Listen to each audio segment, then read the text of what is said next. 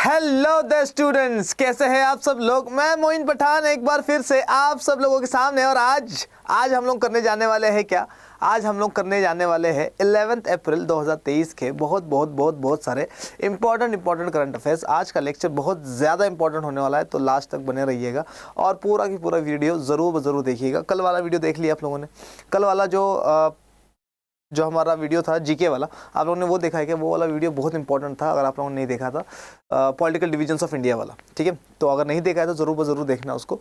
खैर, तो अपन आज स्टार्ट करते हैं क्या 11 अप्रैल 2023 के बहुत इंपॉर्टेंट करंट अफेयर्स।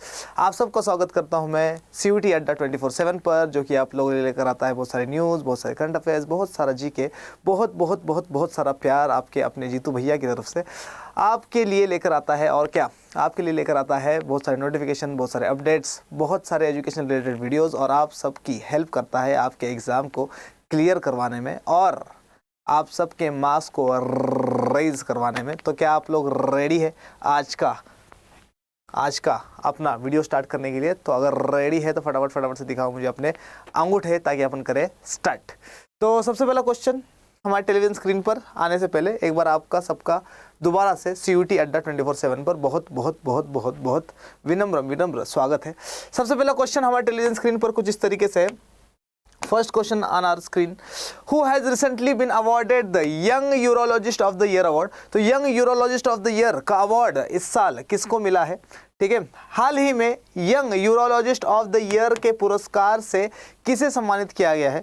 ऑप्शन है हमारे पास डॉक्टर अभिलाषा Dwivedi, doctor Nitya Abraham, doctor Monali Solanki या डॉक्टर आयशा रजा। तो फटाफट से आंसर दीजिए और बताइए कि इसका आंसर क्या रहने वाला है। इंपॉर्टेंट एक और चीज़ सुनिए, इंपॉर्टेंट एक और चीज़ ये है कि यूरोलॉजिस्ट होता कौन है ना। यूरोलॉजिस्ट भी बोलते हैं बहुत सारे लोग, मैं यूरोलॉजिस्ट बोलता हूँ, ठीक है। तो दोनों प्रोनाउंसिएशन देखो समझ में आना चाहिए, है ना। यूरो बोलो यूरो बोलो, एग्जाम में मार्क्स आने चाहिए, है ना। खैर देखो इधर ध्यान से, यूरोलॉजिस्ट क्या होता है? ये डॉक्टर है, सिंपल चीज़ है ना। डॉक्टर है, किस चीज़ का डॉक्टर है? जैसे आँख का डॉक्टर होता है, क्या बोला जाता है आँख के डॉक्टर को? कमेंट में लिखिए कि सर नज़र वाले डॉक्टर को ये बोला जाता है। अच्छा मुझे बताइए कि स्किन के डॉक्टर को क्या बोला जाता है? चलो मैं बता देता हूँ, एक मैं बताता हूँ, एक आप लोग बताना कि आँख वाले डॉक्टर को क्या बोला जाता है, ये आप लोग बताएंगे। स्किन वाले डॉक्टर को डर्मेटोलॉजिस्ट बोला जाता है ना। ऐसे ही जो लेडीज़ पेशेंट को चेक करने वाले डॉक्टर होते हैं, या वीमेन से रिलेटेड जो प्रॉब्लम्स होती है, डिजीज़ होती है, उसको चेक करने वाले डॉक्टर्स या उससे डील करने वाले डॉक्टर, उसको गायनाकोलॉजिस्ट बोला जाता है ना। वैसे ही मुझे बताइए कि छोटे बच्चे जो होते हैं उनको देखने वाले डॉक्टर को क्या कहा जाता है? और आइज़ वाला डॉक्टर बताइए मुझे क्या होता है ना। दांत वाला तो पता ही होगा आप लोगों को, डेंटिस्ट होता है, ठीक है। तो क्वेश्चन ये कि यूरोलॉजिस्ट क्या होता है? तो यूरोलॉजिस्ट क्या है? डॉक्टर है, फिजिशियन है, ठीक है। और ये किस चीज़ को करता है? ये यूरोलॉजिस्ट जो है ये डील करता है विथ, ही डील्स और शी डील्स विथ किससे? Reproductive organs. किससे? रिप्रोडक्टिव ऑर्गन्स, प्लस इसके साथ साथ क्या, यूरिन से रिलेटेड या यूरिनरी ब्लैडर से रिलेटेड या यूरिनरी ऑर्गन से रिलेटेड जो भी प्रॉब्लम्स है उससे डील करता है कौन? यूरोलॉजिस्ट। समझ में आ रहा नहीं आ रहा? तो एक इंडियन अमेरिकन महिला है जिसको क्या अवार्ड मिला है? She has been given the award of young urologist of the year. तो young urologist of the year का अवार्ड मिला है इनमें से किसी एक को, ठीक है। और इम्पॉर्टेंट चीज़ है कि ये जो भी महिला है ये इंडियन अमेरिकन है। इंडियन अमेरिकन मतलब अब तो अमेरिकन ही है, लेकिन पहले क्या थी ये? पहले इसकी जनरेशन वगैरह इंडियन थी, ठीक है। तो कौन है वो? भारतीय अमेरिकी महिला जिसको मिला है ये वाला अवार्ड। तो अगर आप लोगों को लग रहा है कि सर ए आंसर है, तो एक चीज़ याद रखना कि ऐसी अभिलाषा द्विवेदी नाम की बंदी कोई नहीं है ना, पॉपुलर मतलब, ठीक है। तो ये आंसर बिल्कुल आप लोगों का रॉन्ग है, ठीक है। मोनाली सोलंकी ये मैं नहीं बनाया, ठीक है। और आयशा रजा भी मैंने बनाया। तीनों की तीनों नाम की लड़कियां मिल जाएगी आप लोगों को, लेकिन तीनों की तीनों जो है उसका इस क्वेश्चन से कोई लेना देना नहीं है। आंसर है हमारे पास क्या? Doctor Nitya Abraham. तो डॉक्टर नित्य अब्राहम जो है ये फिजिशियन भी है, इसके साथ साथ प्रोफेसर भी है, इसके साथ साथ एसोसिएट प्रोफेसर की तरह भी काम करती है अल्बर्ट आइंस्टाइन यूनिवर्सिटी में। तो आइए इनके बारे में फटाफट से इन्फॉर्मेशन लेते हैं, इंपॉर्टेंट है ये, ठीक है। देखिए क्या बोल रहा है ये बता रहा है कि ये है ना नित्य अब्राहम, डॉक्टर नित्य अब्राहम क्या बता रहे? देखो, Indian American physician doctor Nitya Abraham honoured with young urologist of the year award. ठीक है। तो young urologist of the year award मिला इनको। An Indian American physician and professor doctor Nitya Abraham has been honoured with the young urologist of the year award conferred by the American Urological Association AUA। तो किसने दिया ये वाला award? ये वाला award जो है अमेरिकन यूरोलॉजिकल एसोसिएशन ने दिया है। और किसको दिया है? डॉक्टर नित्य अब्राहम को दिया, ठीक है। और ये क्या है? इंडियन अमेरिकन फिजिशियन भी है, प्लस इसके साथ साथ प्रोफेसर भी है, ठीक है। आइए देखिए क्या बता रहा है और इन्फॉर्मेशन।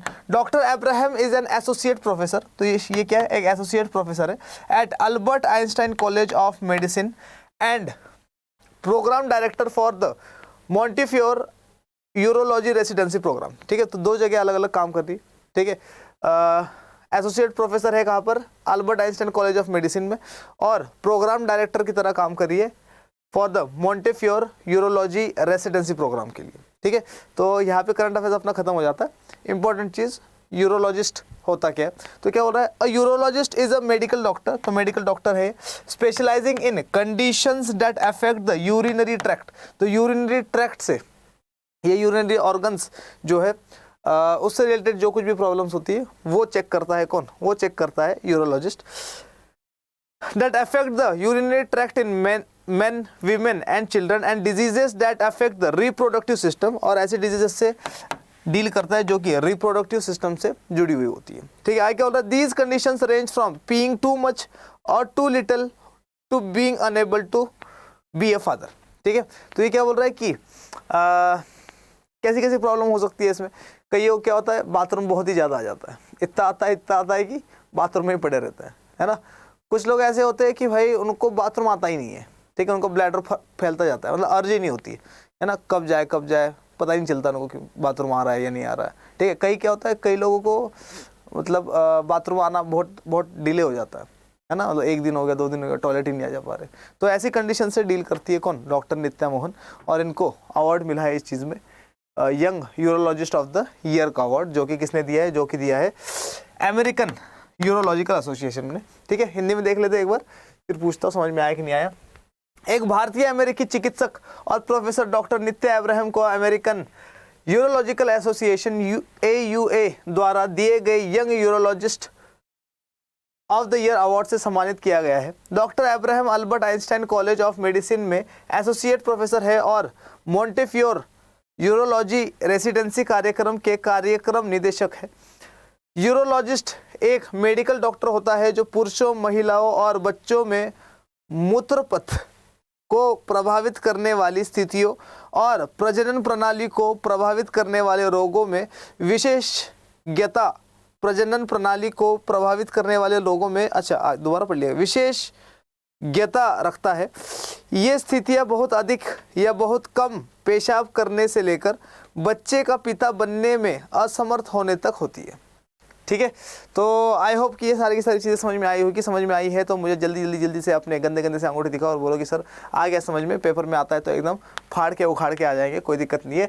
नेक्स्ट क्वेश्चन देख रहे हैं हम लोग हमारे टेलीविजन स्क्रीन पर। क्या नेक्स्ट क्वेश्चन नहीं है, नेक्स्ट हमारे पास एक बंदा है जिनका नाम है टाइगर महतो। तो ये एजुकेशन मिनिस्टर थे झारखंड में, और इनकी जो है डेथ हो गई है रिसेंटली। और 2000 से लेकर अभी तक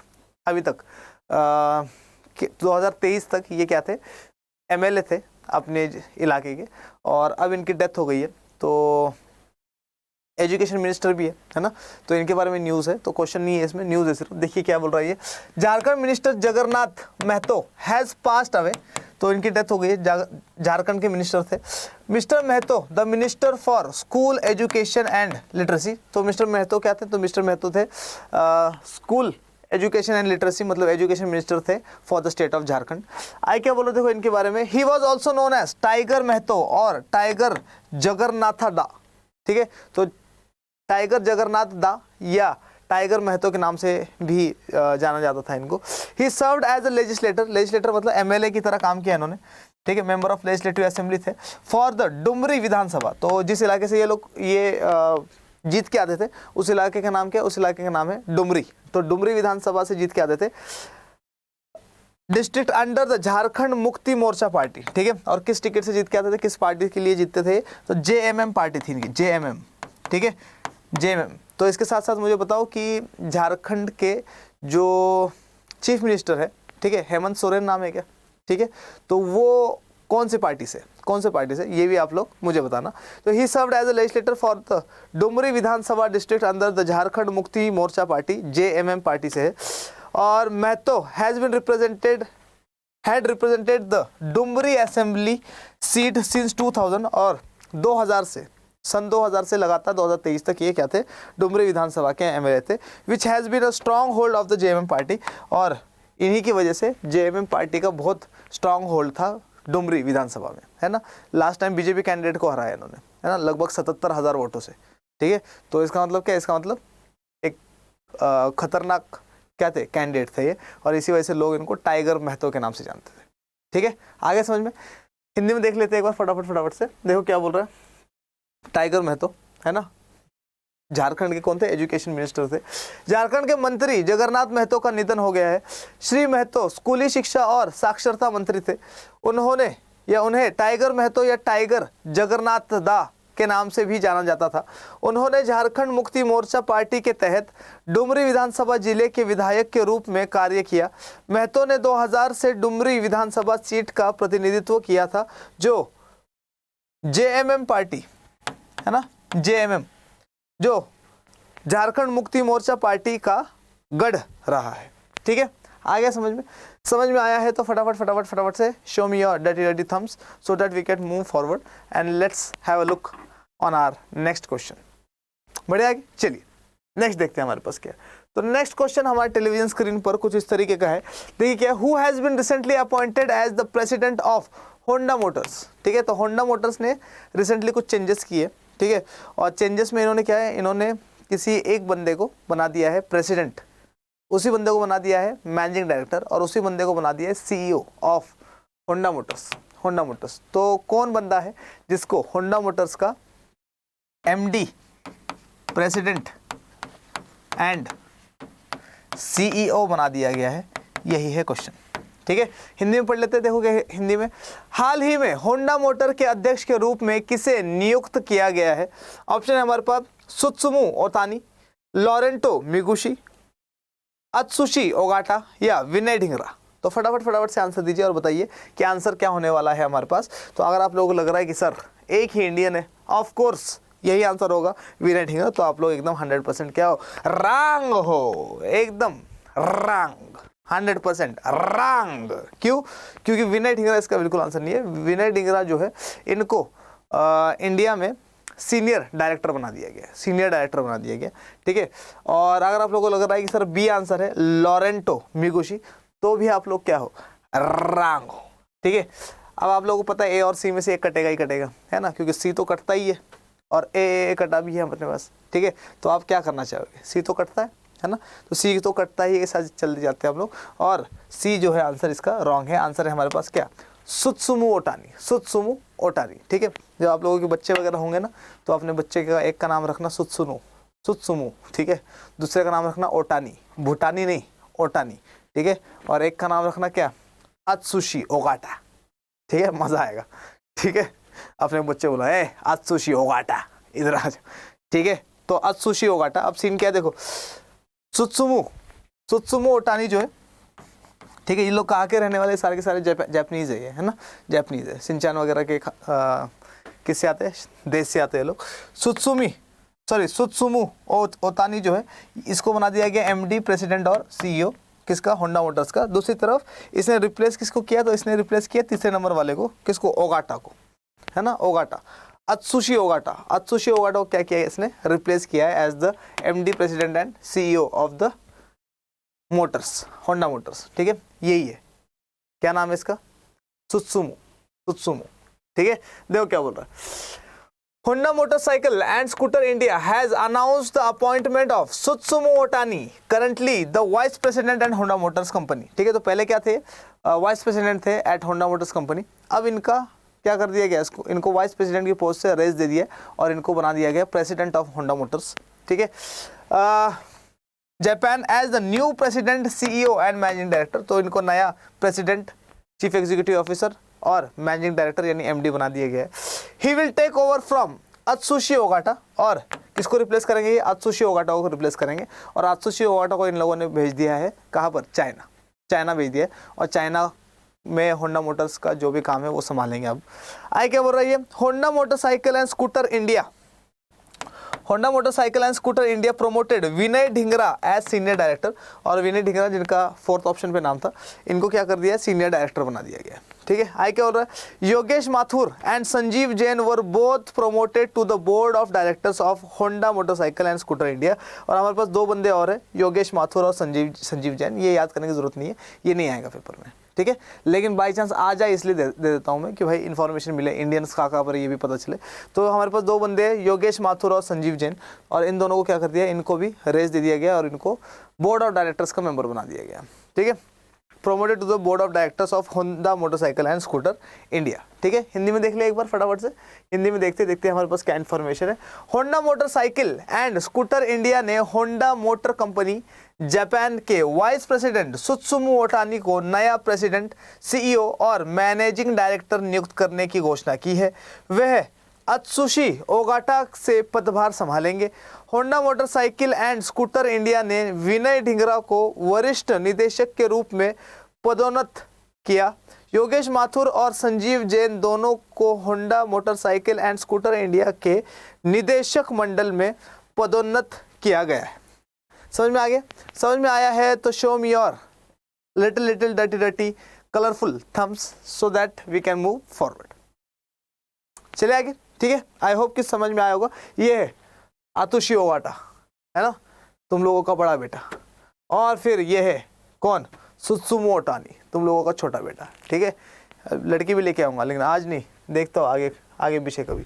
चलो नेक्स्ट क्वेश्चन देखो हमारे टेलीविजन स्क्रीन पर क्या है। तो नेक्स्ट क्वेश्चन हमारे टेलीविजन स्क्रीन पर कुछ इस तरीके का है, who among the following inaugurated the Gaj Utsav 2023। तो गज उत्सव 2023 जो है, गज उत्सव 2023, ये इनॉग्रेट किसने किया है, सिंपल सा क्वेश्चन है। हिंदी में देखते हैं, निम्नलिखित में से किसने गज उत्सव 2023 का उद्घाटन किया। तो अगर आप लोगों ने मेरी जीके की वीडियोस देखी है और जीके की वीडियोस में फेस्टिवल्स वाली वीडियोस देखी है, तो उसमें मैंने आप लोगों को दो स्टेट्स बताए जहाँ पर गज उत्सव होता है, एक राजस्थान और दूसरा आसाम। कैसे सर गज उत्सव तो पढ़ा है नहीं आप लोगों ने, एलिफेंट फेस्टिवल भैया, गज, गजानन, है ना, गजापति, सुना है क्या ना। ठीक है, तो गज क्या होता है, एलिफेंट होता है ना, और उत्सव क्या होता है, फेस्टिवल होता है। अरे बोलो भैया करवाया नहीं करवाया, ठीक है, ये मत बोल देना करवाया नहीं है। गज फेस्टिवल या एलिफेंट फेस्टिवल जो है ये राजस्थान में भी मनाया जाता है और कहाँ पर, आसाम में भी मनाया जाता है। तो ये वाला जो गज फेस्टिवल है ये आसाम वाले की बात कर रहा है। तो आसाम वाला जो गज फेस्टिवल है इसको इनॉग्रेट किसने किया, इनॉग्रेट किसने किया। तो ऑप्शन है हमारे पास नरेंद्र मोदी, बसवराज बोम्मई, पिनराई विजयन या द्रौपदी मुर्मू। तो दो ऑप्शन तो वैसे ही कट जाएंगे अपने पास, बसवराज बोम्मई और पिनराई विजयन, क्योंकि मैंने आप लोगों को बता दिया कि स्टेट्स दो ही है, एक राजस्थान है एक आसाम है। तो ये कर्नाटका का बंदा है चीफ मिनिस्टर और ये है केरला का, तो ये दोनों क्या करेंगे वहाँ पे, है ना। मैं इसलिए लेकर आया था विजयन का, पिनराई विजयन का, क्योंकि एलिफेंट के नाम से आप लोग केरला में कंफ्यूज हो जाओगे। खैर कोई बात नहीं, ठीक है। दूसरा क्या, नरेंद्र मोदी या द्रौपदी मुर्मू। तो सबको पता है आंसर क्या होने वाला है, 100% सब कुछ इनॉग्रेट कर दूंगा। कौन, रॉन्ग आंसर है क्या, द्रौपदी मुर्मू। द्रौपदी मुर्मू कह रही है कि भैया हर जगह नहीं करने दूंगी। समझ में आया नहीं आया, ठीक है, प्रेसिडेंट बन गई हूँ, हर चीज़ करके दिखा दूंगी।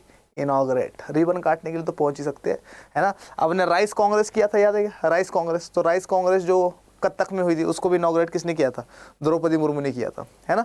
जहाँ पे आपने CR10 CR15 राइस के बारे में देखा था, तो द्रौपदी मुर्मू। ठीक है, चलिए देखते हैं इनके बारे में क्या इन्फॉर्मेशन है। तो president inaugurates Gaj Utsav 2023 at Kaziranga national park Assam. तो काजीरंगा नेशनल पार्क आसाम में क्या किया है, गज उत्सव जो है उसको स्टार्ट किया गया है। और द्रौपदी मुर्मू साक्षात क्या कर रहे हैं, एलिफेंट के साथ बात करते हुए दिख रही है आप लोगों को, ठीक है। तो एलिफेंट्स ने मिलजुल कर इनको बताया कैसे हाल है इनके, ठीक है। एक दूसरे से बहुत इम्पोर्टेंट बात हुई है इनकी, ठीक है। प्लस द्रौपदी मुर्मू ने इनसे पूछा भी था कि कोई प्रॉब्लम है क्या। तो हाथियों ने बहुत सारी शिकायतें भी करी है कि हमारा ध्यान नहीं रखते हैं, है ना, हमें घूमने नहीं ले जाते हैं, ठीक है, ट्रिप्स वगैरह नहीं करवाते, क्लबिंग वगैरह। अरे चलिए आगे देखते, देखो क्या बोल रहा है। President of India inaugurates Gaj Utsav 2023। The Gaj Utsav 2023 was inaugurated at the Kaziranga national park. तो काजीरंगा नेशनल पार्क में गज उत्सव मनाया गया, ठीक है। और गज उत्सव मनाया क्यों गया? टू कंजर्व एशियाटिक एलिफेंट्स, है ना। तो एशियाटिक एलिफेंट्स को कंजर्व करने के लिए मनाया जाता है ये। तो ये कब से मनाया जा रहा है? तो 1992 से मनाया जा रहा है। ये 30th एडिशन है ना, 30वां एडिशन है ये। 1992 से स्टार्ट किया हम लोगों ने एक प्रोजेक्ट जिसका नाम है प्रोजेक्ट एलिफेंट। तो प्रोजेक्ट एलिफेंट क्या करता है? एलिफेंट्स की पॉपुलेशन बढ़ाने का काम करता है, क्योंकि एलिफेंट की पॉपुलेशन एकदम से गिर गई थी, एशियाटिक एलिफेंट्स की पॉपुलेशन गिर गई थी। लेकिन काजीरंगा नेशनल पार्क जो है वो एलिफेंट्स के लिए नहीं जाना जाता, मतलब एलिफेंट्स के लिए भी जाना जाता है, लेकिन वहाँ का जो कैरेक्टरिस्टिक फीचर है ना, या फिर ऐसा बोले कि काजीरंगा नेशनल पार्क को जिस वजह से जाना जाता है वो है राइनोसोरस, है ना, या राइनो, या वन हॉर्न राइनो, है ना। तो वन हॉर्न्ड राइनो के लिए जाना जाता है किसको? काजीरंगा नेशनल पार्क को, याद रखना। और नेशनल पार्क के ऊपर वीडियो लिया हो क्या? एक कमेंट में बताना मुझे, नेशनल पार्क पे वीडियो चाहिए तो, ठीक है। देखो क्या हो रहा है। The Gaj Utsav 2023 was inaugurated as the Kaziranga national park by the president of India Shrimati Draupadi Murmu. The Gaj Utsav 2023 या 2023 is a significant event in India that commemorates the 30th anniversary of the project elephant. तो प्रोजेक्ट एलिफेंट को 30 साल पूरे हो गए और इसी वजह से मनाया गया है इसको, गज उत्सव को। क्या है प्रोजेक्ट एलिफेंट? तो project elephant is a flagship conservation initiative launched by the Indian government in 1992। तो क्या है? कंजर्वेशन इनिशिएटिव, एक पहल है कंजर्वेशन करने की। किसको कंजर्व करने की? एशियाटिक एलिफेंट्स को कंजर्व करने की, 1992, ठीक है। तो 1992 में हम लोगों ने अर्थ समिट, रियो समिट भी किया था, याद होगा आप लोगों को, ठीक है। तो अर्थ समिट, रियो समिट भी 1992 की है, गज उत्सव भी, या प्रोजेक्ट एलिफेंट जो है वो भी 1992 का, ये भी याद रखना। The 2-day event includes various activities such as cultural program, elephant processions, exhibitions and seminars. तो ये सारी की सारी चीज़ें होती है वहाँ पे, कल्चरल प्रोग्राम्स होते हैं इन 2 दिन में, ठीक है। इसके साथ साथ क्या होता है? एग्जीबिशंस होते हैं, एलिफेंट प्रोसेशंस होते हैं, एलिफेंट की रैलीज वगैरह निकाली जाती है, ठीक है। एलिफेंट को सजाया धजाया जाता है, एक्सेट्रा एक्सेट्रा। और सेमिनार्स भी होते हैं जिसमें लोग बड़ी बड़ी बातें करते हैं आगे, है ना। जिनको एलिफेंट के बारे में नहीं पता होता है वो लोग रात में पढ़ के आते हैं और सुबह आकर एलिफेंट्स के बारे में बड़ी बड़ी बातें करके चले जाते हैं, ठीक है। I can the event also highlights the challenges faced by the elephants in India due to habitat loss, fragmentation, poaching and human elephant conflicts, ठीक है। तो ये क्या बोल रहा है कि ये जो इवेंट है ये क्या हाईलाइट कर रहा है? तो ये हाईलाइट कर रहा है बहुत सारे चैलेंजेस। कैसे चैलेंजेस? तो हम लोग को पता है कि एलिफेंट्स को मार दिया जाता है, पोच कर लिया जाता है। पोच मतलब क्या? कैप्चर कर लिया जाता है, हंट कर लिया जाता है ना। क्यों मारा जाता है? क्योंकि इनके जो दिखाने वाले दांत होते हैं एलिफेंट्स के, है ना, 2 दांत होते हैं दिखाने वाले, ठीक है। तो उसके लिए क्या करा जाता है? इनका शिकार करा जाता है, क्योंकि वो जो एलिफेंट टस्क होते हैं उससे क्या बनती है? उससे आइवरी बनती है। आइवरी क्या है? ज्वेलरी है, ठीक है। तो आइवरी बनती है उससे, और आइवरी की ज्वेलरी जो होती है वो बहुत महंगी बिकती है, ठीक है। कैरम खेला है तुम लोगों ने? तो कैरम का जो स्ट्राइकर होता है ना, जो मारते हैं अपन, ठीक है, तो वो भी एलिफेंट के टस्क से बनता है। बहुत महंगे महंगे स्ट्राइकर आते हैं उसके, ठीक है। आप लोग, मुझे पता नहीं आप लोग खेलो नहीं खेले, तो मैं तो बहुत खेला हूँ, ठीक है। आइवरी वाले से भी खेलो।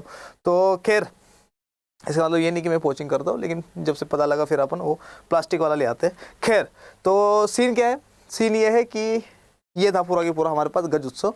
एक बार हिंदी में देख लेते, फटाफट से देखते हैं हमारे पास क्या है। तो ये देखो, द्रौपदी मुर्मू जी क्या कर रही है एलिफेंट के साथ, और बीच में यहाँ पे केले वगैरह दिख रहे हैं। तो एलिफेंट जो है खुद केले दे रहे हैं किसको? द्रौपदी मुर्मू जी को। और ये कह रहे हैं कि भैया आप लोग केले रख लो, है ना, इतने अच्छे केले मैं नहीं खाऊंगा, तुम ही रख लो, ठीक है। और बाकी एलिफेंट दिख रहे होंगे, एक को तो नींद आ रही है यहाँ पर, ठीक है। तो बाकी जो एलिफेंट्स है वो भी लाइन में खड़े हुए, और वो भी कह रहे हैं कि द्रौपदी मुर्मू जी जैसे जैसे हमारे पास आएगी वैसे वैसे हम लोग भी इनको क्या करेंगे? बनानास गिफ्ट में देंगे, क्योंकि ये पहली बार आई है हमारे पास, ठीक है। तो एलिफेंट कंजर्वेशन देख क्या बोल रहा है हिंदी में। गज उत्सव 2023 का उद्घाटन काजीरंगा राष्ट्रीय उद्यान में भारत की राष्ट्रपति श्रीमती द्रौपदी मुर्मू द्वारा किया गया है। गज उत्सव 2023 भारत में एक महत्वपूर्ण घटना है जो 1992 में भारत सरकार द्वारा शुरू की गई एक प्रमुख संरक्षण पहल प्रोजेक्ट एलिफेंट की 30वीं वर्षगांठ का जश्न मनाती है। 2 दिवसीय कार्यक्रम में सांस्कृतिक कार्यक्रम, हाथी जुलूस, प्रदर्शनियां और सेमिनार जैसी विभिन्न गतिविधियां शामिल है। यह आयोजन भारत में हाथियों के निवास स्थान के नुकसान, विखंडन, अवैध शिकार और मानव हाथी संघर्ष के कारण होने वाली चुनौतियों पर भी प्रकाश डालता है। समझ में आया क्या? अरे मगज में आया क्या? अंगूठा दिखाया क्या, ठीक है। चलिए, तो समझ में आ गया तो फटाफट से शो मी और क्या thumbs and let's move forward. देखते हैं हमारे पास और क्या क्या चीज़ें हैं हमारे टेलीविजन स्क्रीन पर। नेक्स्ट क्वेश्चन किस बारे में रहने वाला है, तो नेक्स्ट क्वेश्चन हमारे टेलीविजन स्क्रीन पर कुछ इस तरीके का है, ये देखिए। नेक्स्ट क्वेश्चन क्या है, which team has been listed as the number 1 football team in the world in FIFA rankings 2023। तो रिसेंटली क्या आई है, फीफा रैंकिंग्स आई है, 2023 फीफा रैंकिंग्स आई है, और 2023 की जो ये फीफा रैंकिंग्स है इसमें नंबर 1 फुटबॉल टीम कौन सी है। सिंपल सा क्वेश्चन पूछा है ना। इस लिस्ट में नंबर 1 पे सबसे ऊपर की फुटबॉल टीम कौन सी है। हिंदी में देख लो क्या है, फीफा रैंकिंग 2023 में किस टीम को विश्व की नंबर 1 फुटबॉल टीम के रूप में सूचीबद्ध किया गया है। सूचीबद्ध मतलब लिस्ट में सबसे ऊपर कौन है, ठीक है। तो हम लोगों को सबको पता है कि फीफा का क्या हुआ था, फीफा वर्ल्ड कप हुआ था, है ना। फीफा 2022 कतर में हुआ था क्या, बिल्कुल हुआ था। कतर की कैपिटल क्या लिखोगे, कहाँ पर, कमेंट सेक्शन में, कतर की कैपिटल, ठीक है। ओमान की कैपिटल लिखना, और किसकी कैपिटल लिखोगे, मोरक्को की कैपिटल लिखना, मोरक्को की, ठीक है। तंजानिया की कैपिटल लिख चुके हो तुम लोग, है ना। तो तुम लोग लिखना मेडागास्कर की कैपिटल क्या है लिखना, ठीक है। और तुम लोग लिखना किसकी, मंगोलिया की कैपिटल क्या लिखना, मंगोलिया, है ना। कंबोडिया की कैपिटल क्या लिखना, कंबोडिया, मंगोलिया। और मैंने बताया आप लोगों को ओमान, कतर और मोरक्को, है ना। और क्या होता है, मेडागास्कर, ठीक है। इन सब की बताना मुझे। तो ऑप्शन बताना क्या है इसमें, आंसर बताओ। इसमें क्या है, ऑप्शन है हमारे पास मोरक्को, फ्रांस, पोर्तुगाल या अर्जेंटीना। तो अगर आप लोगों को लग रहा है कि सर आपके मुंह से मोरक्को निकला है ना, तो क्या इसका आंसर मोरक्को है, नोरक्को रंग आंसर है आप लोगों का, बिल्कुल। फ्रांस आंसर लग रहा है, तो फ्रांस हो सकता था अगर फ्रांस जो है वर्ल्ड कप जीतती, फीफा वर्ल्ड कप, लेकिन ये भी आंसर रंग है। पोर्तुगाल, रोनाल्डो नहीं, रंग आंसर क्या है इसका, अर्जेंटीना, मेस्सी, ठीक है। बाय द वे मेरा फेवरेट तो रोनाल्डो ही है, मेस्सी नहीं है। खैर फर्क नहीं पड़ता है। देखो इधर फीफा वर्ल्ड कप 2022, तो फीफा वर्ल्ड कप 2022 में अर्जेंटीना वर्सेस फ्रांस हुआ था लास्ट में, है ना। और अर्जेंटीना जीता था, फ्रांस हार गया था, और अर्जेंटीना ही नंबर 1 है, फ्रांस नंबर 2 है, ठीक है। क्वेश्चन ये है कि इंडिया की रैंकिंग क्या है इसमें, इंडिया की रैंकिंग क्या है। Sir India FIFA world cup नहीं खेला था, अरे इंडिया की फुटबॉल टीम तो है, तो रैंकिंग तो आएगी, हाँ कि ना। तो ध्यान सुनो, इंडिया की रैंकिंग है, इंडिया की रैंकिंग फर्स्ट रैंक पे कौन आया, अर्जेंटीना के साथ इंडिया, ठीक है। लेकिन इसके आगे 101 है, इसके आगे 01 भी है, तो इंडिया की रैंकिंग क्या है, 101। तो टॉप 100 में तो नहीं आया, लेकिन टॉप 200 में इंडिया ने क्या करा है, टॉप किया है, ठीक है। और इंडिया की रैंकिंग इंप्रूव करी है। इंडिया पहले किस पे था, 106 पे था, और 106 से अब 101 पे आया, ठीक है। इसी बात में मुझे बताओ कि इंडिया के फुटबॉल टीम के गोलकीपर का नाम क्या है, ठीक है। और मुझे बताओ कि इंडिया की टीम के 2 क्या बताओ, सेंटर फॉरवर्ड बताओ, ठीक है, स्ट्राइकर बताओ, मतलब 2 सेंटर फॉरवर्ड या 2 स्ट्राइकर के नाम बताओ। एक तो मैं बता देता हूँ तुम्हें, कौन, सुनील छेत्री एक तो, है ना, और सुनील छेत्री कैप्टन भी है, ठीक है। इसके साथ साथ मुझे बताओ दूसरा और कोई है क्या सेंटर फॉरवर्ड खेलने वाला बंदा, ठीक है। इंडियन टीम के बारे में तो बताओ, इनके बारे में तो पता ही है तुम्हें, है ना। चलिए देखते क्या है। तो ये है हमारी इंडियन टीम, और इंडियन टीम जो है ये 101वें रैंक पे आई है। देखिए क्या बोल रहा है, FIFA rankings, India's football team rises to 101। According to the latest FIFA rankings, the Indian men's football team has climbed up 5 spots and is now ranked at 101, ठीक है। तो 5 स्पॉट ऊपर आ चुकी है रैंकिंग में, 106 से लगातार 101 पे। आई क्या बोल रहा है, India still at the 19th position among 46 Asian Nations, और 46 एशियन फुटबॉल प्लेइंग नेशंस है, ठीक है। और उसमें से 46 में से इंडिया जो है 19th रैंक पे आई है, एशियन नेशंस में 19th रैंक पे, पूरे वर्ल्ड में इंडिया है 101 रैंक पे, ठीक है। दूसरी चीज़ क्या बोल रहा है, एशिया में टॉप किसने किया, तो एशिया में टॉप किया है, या एशिया में फर्स्ट रैंक पे कौन है, जापान है, एशिया में फर्स्ट रैंक पे जापान है। India's highest ever ranking was at the 94th position in 1996, और इंडिया की हाईएस्ट रैंकिंग क्या थी, इंडिया की हाईएस्ट रैंकिंग थी 94th, जो कि 1996 में थी। आई क्या बोल रहा है, Argentina continues to hold the top spot as the world champion. तो अर्जेंटीना का फर्स्ट रैंक है इसमें फीफा वाली लिस्ट में, दूसरा फ्रांस का है, तीसरा ब्राज़ील का है, चौथा है बेल्जियम, पाँचवा है इंग्लैंड, छठा है नीदरलैंड्स, क्रोएशिया है सातवां। क्रोएशिया की कैपिटल बताओ मुझे, क्रोएशिया की कैपिटल, इटली है, पुर्तगाल है, और उसके बाद है स्पेन, ठीक है, तो ये सारी की सारी कंट्रीज जो है ये टॉप 10 की कंट्रीज है। ठीक है, आगे क्या बोला, Japan holds the highest rank among the Asian countries, और एशियन कंट्रीज में जापान ने टॉप किया। ठीक है, इंडिया 19th रैंक पे है, एशियन में 101 रैंक पे है। कहाँ पर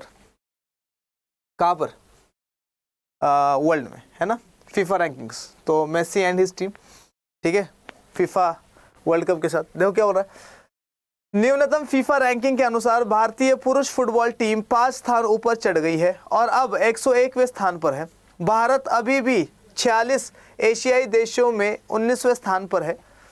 1996 में भारत की सर्वोच्च रैंकिंग 94वें स्थान पर थी।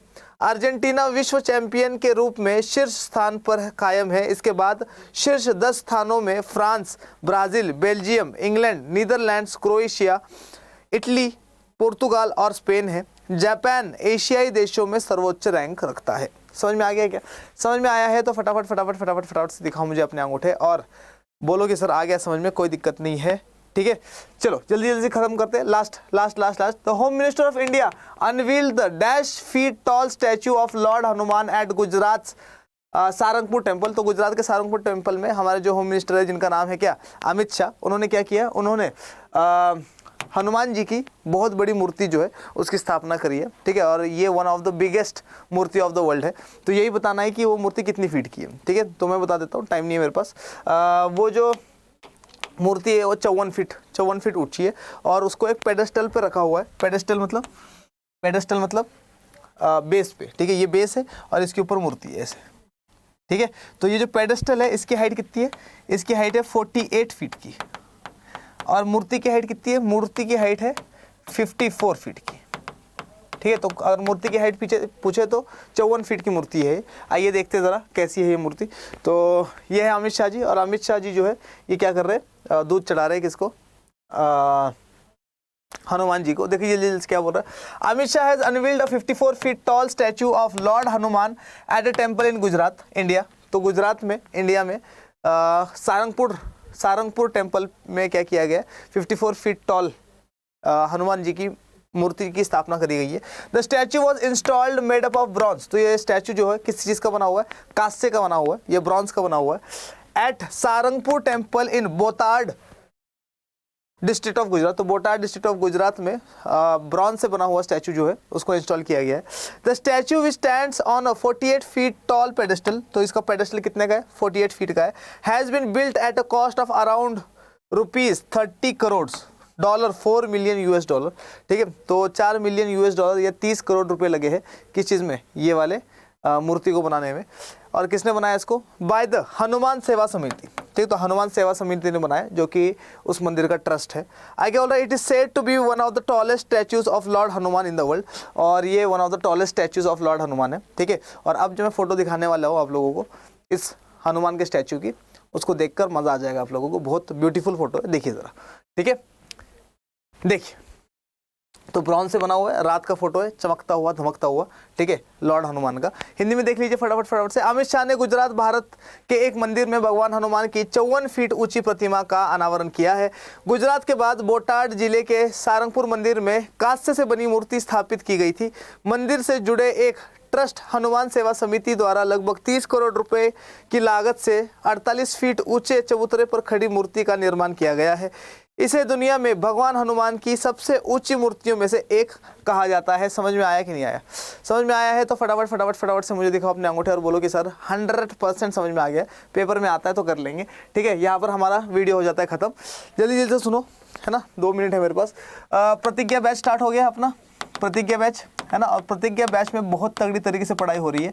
अगर आप लोगों ने CUET की पढ़ाई अभी तक नहीं करी है तो CUET पढ़ाई के लिए प्रतिज्ञा से बेस्ट कुछ नहीं है। प्रतिज्ञा बैच में जिस तरीके से पढ़ाई हो रही है, जिस तरीके से टीचर्स पढ़ाई करवा रहे हैं, बहुत उम्दा लेवल की पढ़ाई करवा रहे हैं। अगर अभी तक तुम लोगों ने पढ़ाई स्टार्ट नहीं करी है, या पढ़ाई तुम्हारी डामाडोल चल रही है, या तुम्हें CUET क्लियर करने में लग रहा है कि शक है, सर 15-20 लाख बच्चा बैठ रहा है और उसमें से 60 सीट कैसे ले हम लोग। ठीक है, तो प्रतिज्ञा बैच ज़रूर क्या करना, प्रतिज्ञा बैच में एनरोल करना। प्रतिज्ञा बैच में एनरोल करने के लिए Y742 ये वाला कोड अपने को इस्तेमाल करना है, Y742 नाम का। और ये वाला कोड जो है इससे तुम्हें 21% का डिस्काउंट मिलेगा। कैसे करना जल्दी से बता देता हूँ, देखो जल्दी से।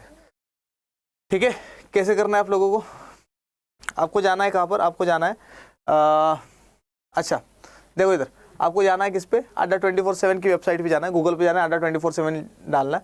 जैसे अड्डा 24/7 डालोगे वैसे ही क्या हो जाएगा, वैसे ही आप लोगों के पास यहाँ पे ऑल कोर्सेज का ऑप्शन आएगा। ठीक है, ऑल कोर्सेज का ऑप्शन आते ही आप लोगों को क्या करना है, यहाँ पे अंडर ग्रेजुएट एग्जाम्स में क्लिक करना है। जैसे ही क्लिक करोगे यहाँ पर बहुत सारी चीज़ें दिखेगी, यहाँ पर CUET दिखेगा, CUET पे क्लिक कर लीजिए। ठीक है, आर्ट्स के स्टूडेंट हो तो आर्ट्स पे जाइए, कॉमर्स स्टूडेंट हो तो कॉमर्स पे जाइए, साइंस स्टूडेंट हो तो साइंस पे जाइए। मान लो कि आप लोग कॉमर्स स्टूडेंट है, कॉमर्स के ऊपर टिक करिए। आप लोगों को दिखेगा यहाँ पे प्रतिज्ञा बैच के बारे में, ये रहा प्रतिज्ञा बैच, ये रहा प्रतिज्ञा बैच। 2 अलग अलग बैचेज है, एक में सिर्फ कोर सब्जेक्ट्स करवाए जाएंगे, इंग्लिश, हिंदी और GT नहीं करवाया जाएगा। दूसरे वाले में पूरा का पूरा कराया जाएगा। मान लो कि आप लोगों को सिर्फ और सिर्फ कोर सब्जेक्ट्स करने हैं, मतलब क्या अकाउंट, BST, मैथ्स और इकोनॉमिक्स पढ़ना है ना। साइंस के लिए भी सेम ही, कॉमर्स के लिए सेम भी, आर्ट्स के लिए भी सेम। ठीक है, आर्ट्स में पॉलिटिकल साइंस में खुद पढ़ा रहा हूँ, तो आप लोगों को मज़ा आएगा बहुत ज़्यादा पॉलिटिकल साइंस में। बाय नाउ पे जाइए, जैसे ही बाय नाउ पे जाएंगे तो आप लोगों को क्या करना है, आप लोगों को कोर्स पता चल जाएगा कितने रुपए का, 2499 का है।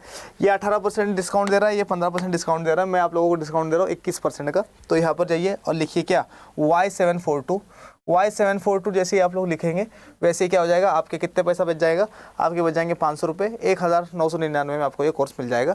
आशा करता हूँ कि आज वाला वीडियो आप लोगों को बहुत बहुत बहुत बहुत बहुत बहुत बहुत पसंद आया होगा। अगर पसंद आया है तो इसको लाइक करिए, शेयर करिए, अपने दोस्तों को दिखाइए, मुझे दिखाइए बहुत सारा प्यार। और मोइन पठान आपका अपना जीतू भैया ऐसे ही इंपॉर्टेंट लेक्चर्स लेके आप लोगों के लिए आता रहेगा। तब तक के लिए मोइन पठान आप सबसे कहता है जय हिंद।